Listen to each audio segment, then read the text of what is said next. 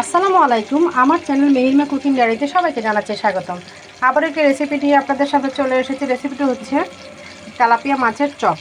এই তেলাপিয়া মাছের চপ বানানোর জন্য প্রথমে আমি ফ্রাই প্যানে তেল গরম করে মাছটিতে হলুদের গুঁড়া, লবণ আর মরিচের গুঁড়া দিয়ে এটা আমি ভালো মতো ভেজে নিচ্ছি বাদামি বর্ণের করে।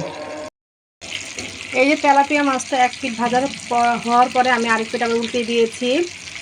এখন আর দেখাবো না, এখন এটা ভেজে আমি তারপরে কাটা ছাড়িয়ে দেখাবো। আর এর সাথে আমি যেসব উপকরণ দেবো তা দেখিয়ে দিচ্ছি। আমি এখানে একটা ডিম নিয়েছি, আর এই যে বাকি উপকরণগুলো এগুলোর সাথে আমি মিক্সড করে তারপরে আপনাদের দেখাবো।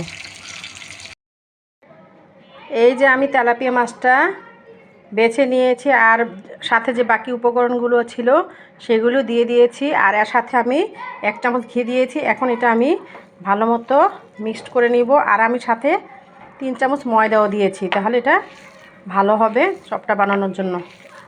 এটা মিক্সড করে তারপর চপটা বানিয়ে দেখাচ্ছি। আর চপের আকার যে যেরকম করতে পারে সে সেভাবে করবে। এই যে আমি একে একে সবগুলো চপ বানিয়ে নিয়েছি। এখন এগুলো আমি ভেজে আপনাদের দেখাচ্ছি।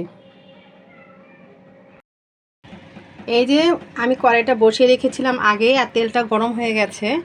এখন আমি এই যে ডিমের সাদা অংশটা রেখেছি, এটা আমি ভালো মতো ফেটিয়ে নিয়েছি, আর কুসুমটা আমি আলু ভর্তার সাথে দিয়ে দিয়েছিলাম।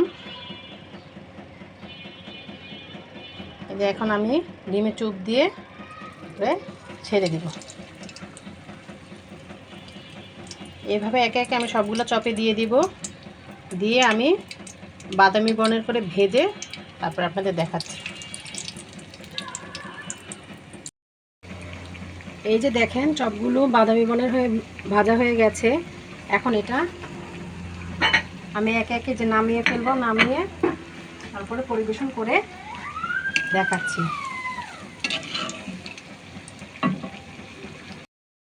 তৈরি করে ফেললাম তেলাপিয়া মাছের চপ। এটা দেখতে খুব সুন্দর হয়েছে, মাশাআল্লাহ, খেতেও বেশ ভালো হয়েছে। এটা ভাত, তারপর পোলাও, রুটি সব কিছুর সাথেই খাওয়া যাবে। ছোট বড় সবাই খেতে পারবে খুব মজা করে। অনেকে আছে তেলাপিয়া মাছটা খেতে চায় না, গন্ধ লাগে, তাদের জন্য এই পদ্ধতিতে যদি চপ বানিয়ে খাওয়ান তাহলে সবাই খাবে পরিবারের।